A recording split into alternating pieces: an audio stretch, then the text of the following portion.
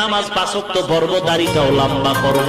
রিজিকের মালিক আল্লাহ, সম্মানের মালিক আল্লাহ, ইজ্জত হায়াতের মালিক আল্লাহ, মৌতের মালিক।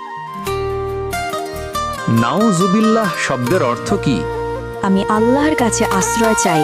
আস্তাগফিরুল্লাহ শব্দের অর্থ কি?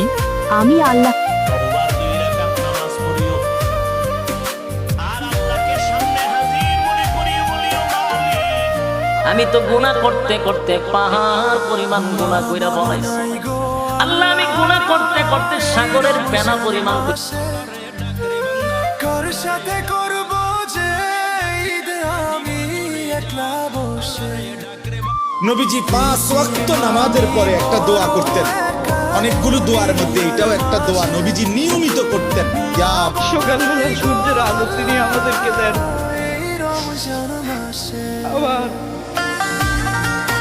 রাত